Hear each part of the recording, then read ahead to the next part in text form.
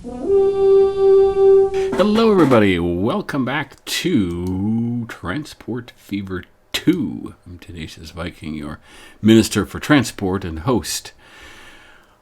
Well, we'll start out as we usually have been doing, looking at town statistics, and you can see that cargo has increased in every category. I've been working on fuel, been working hard on goods, a little bit on tools and some machines, and they're all up, up, up, up. The trend is up. And good to very good on most of the measurements. So I feel good about that. With Transport Fever, the rule of thumb was you start out with 12 vehicles of every kind. I'm really thinking that in Transport Fever 2, you need to start out with 24. And I'd like to play a game that does that because I want to test that theory and see if I can make more progress in shorter game time, so that I can do a logical progression from horse-drawn carts to motorized vehicles to highways to trains to planes. I'm not getting that here. Boy, I'm sure glad I put that interchange in here because it's kind of busy. It's kind of a busy road. I didn't realize. Well, I took out the other roads, I think, here, didn't I? Yeah. So as soon as I zoom in a little bit, everything stops, of course, which is... I'd like to get it just tight enough to get rid of the little icons. Not that I don't like them, mind you, but, I'd like to be able to see the vehicles.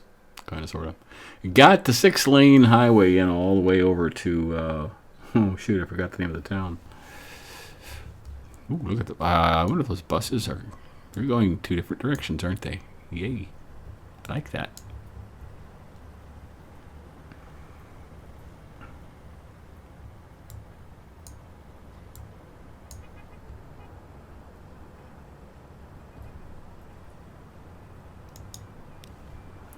Kind of want to ride along with this truck if I can get the game to cooperate. It's not very cooperative.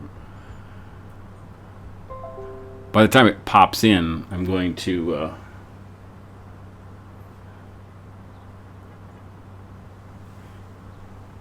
yeah, it's not going to go, is it? The game has to be on for a while before it actually works smoothly, and I haven't had it up for that long, so it's not gonna cooperate at all. So I think we'll double. Oh, seriously? And this isn't gonna work either. Well, I gave up on that idea. The game is just not gonna cooperate with me going to a camera view, first-person view. It's just not. So there's that. Maybe later if the game warms up a little bit, like in this roundabout. Not sure if I need it. I do with the local traffic. I don't really need it with my stuff, but with all the local traffic, it's kind of crazy. I did a Biffa City Skylines thing here by cutting back to 4 lanes and 2-lane since I had 3-lane highway coming into it. This is an awkward road here. I should really just redo this because this is dumb. I don't know. I don't care. I'm not going to be a Lakewood. That's the name. I couldn't remember the name of this town. So, let's see if I can.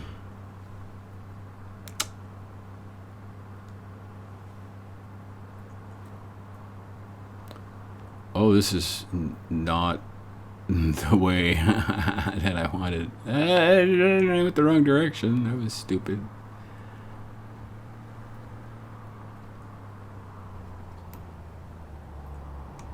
I wonder if the oil is holding up. Are we getting enough oil here to? Yeah, it looks like we're producing enough. So we must be getting enough crude oil then.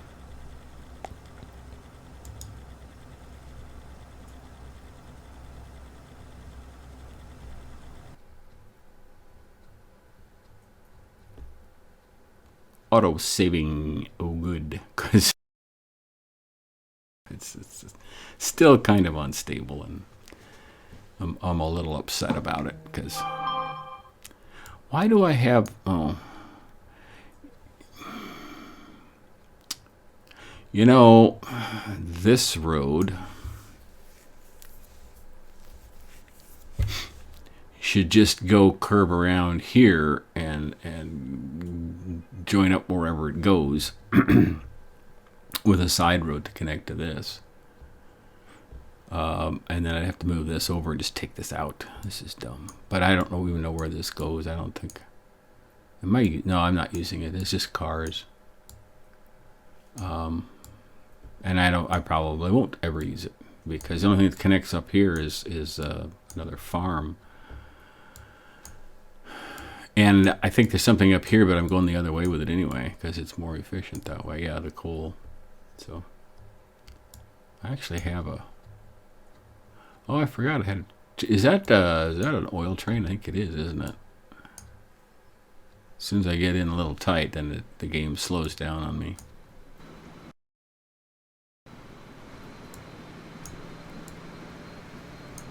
There we go.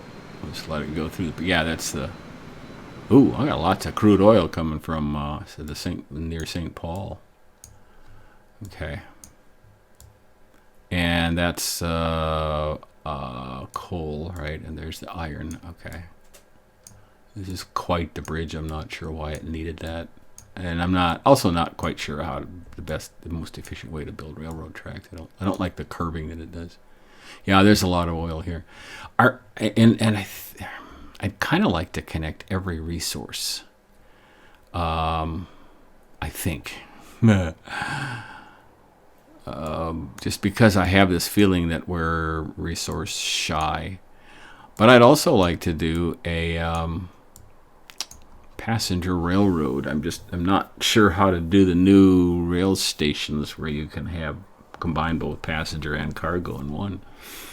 I should have done passengers close by and then cargo farther out on outside tracks, but I didn't do that, so I'm kind of hoisting my own petard. Is this another farm that's not being used? Because I think I don't think St. Paul's getting as much food as it would like either. Well, not bad. Okay. Yeah, see, adding vehicles really helped everything. And yeah, how come I'm only getting half the coal out of this mine? Well, it says 100%. Well, I'm transporting 100%. Production 400. Okay. I'm not using the Alexandria iron ore mine.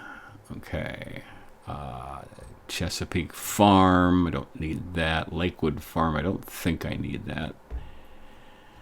St. Paul Coal Mine. 2 forests, another iron ore mine, and a partridge in a pear tree. How are we doing on the steel? Yeah, we could increase steel production significantly by plugging in another iron ore mine and another coal mine to. Is there another steel mine? I think there is, way up at that. Oh, that's the chemical. Oh, there's the other steel mine. Yeah, that one's not doing that well either. So we could do that. I'm not sure that's something you care about seeing, but maybe. In a bigger map, I would use trains to deliver things like iron and coal and oil. Well, I am doing it with oil, but I'd also do it with coal and iron because it's faster and it carries more in one trip. So, Alexandria. I have an Alexandria iron ore mine. Do I have... Well, I've already got the 2 Alexandria coal mines going.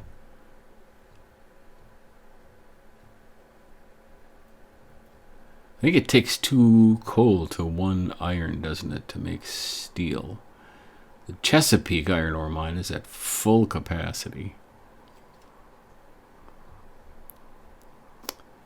And I've got another St. Paul coal mine. I wonder where that must be going to the St. Paul steel mill. Yeah. So St. Paul coal can go to St. Paul steel. St. Paul iron can go to St. Paul steel. And then I'll figure out the others later. Okay, so this one and this one can go to, that's a fuel refinery. That doesn't look like a fuel refinery. Looks like a steel mill. Where's the steel mill?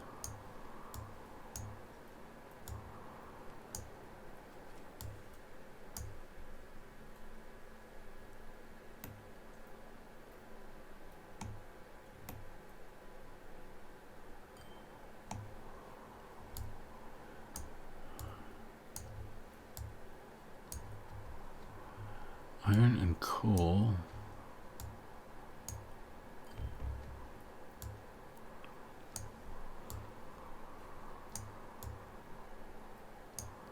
That's the oil well. And I'm training stuff away from. Is this? That's fuel refinery. Yeah. Sawmill.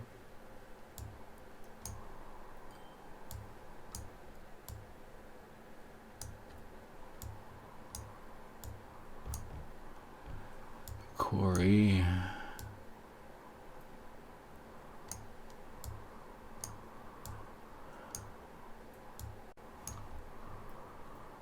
That's the St. Paul steel mill over there? Why is it? I guess it's closer to St. Paul than it is to Lakewood. Oh, okay.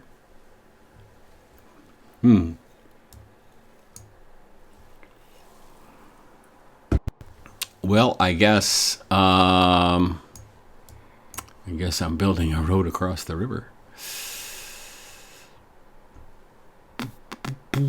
Connect these two, and boy, shouldn't need more than a 2-lane road. I will do a faster one though, just because.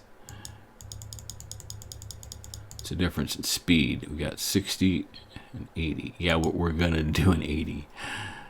I know I have to zoom in to build, but I also have to get this stupid thing to line up. Overreact so badly. And now I don't know where it is either, because I'm on the other side of the river. That's why. Okay, here. Can I get around here?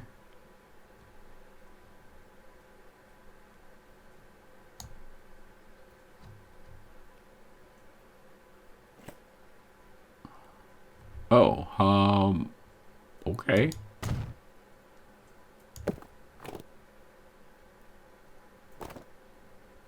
Well, I didn't want to go that way anyway. I wanted to go around more.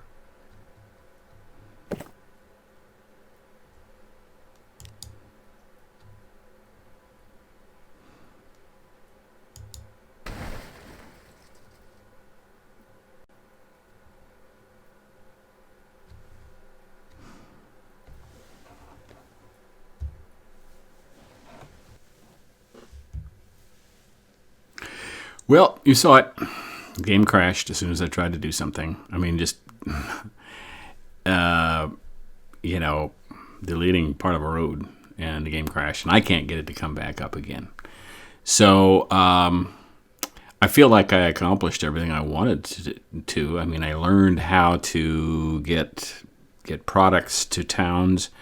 I learned to start bigger than we ever did in Transport Fever. I did use railroads for cargo. I really kind of wanted to use it for passengers or try it too, but I didn't set it up right. I did learn a lot about building highway, improving highways, and I think starting with more production, with doubling production at 24 vehicles everywhere. I'll have more money early on to expand and to improve, and that should help help create a more logical progression toward modern trucks, modern roads, railroads, and eventually to air. I'd like to try out a game that starts a little later on, maybe in the 1950s, with more trains, and then going quickly to airplanes. And I'll try to do that sometime in the future, but I can't do that until the game and my computer get more stable. I'm going to try some things with my computer to delete a bunch of old games that I'm not using and things like that to try to get to get the computer to behave better. But I also have a serious problem with Windows 10 updates. I'm going to try to avoid updates until I absolutely have to make them, because they're not only not helpful, they are actually hurtful. And there's word on the street that the Windows 10 updates are even deleting files yet, and so we'll try to solve that problem. So I'm sorry that we couldn't bring the game to a more logical conclusion, but I do feel good that I did what I set out to do with this game, and that was to learn how to play Transport Fever 2, and to build a successful small map. And I think I accomplished that. So thank you so much for watching, but this is going to end Season 1 of Transport Fever 2. Season 2, perhaps sometime in the future. Otherwise, look forward to a new game coming up soon on Tenacious Viking TV. Thank you so much for watching. Welcome new subscribers. And keep an eye out for what's next. And remember, be kind.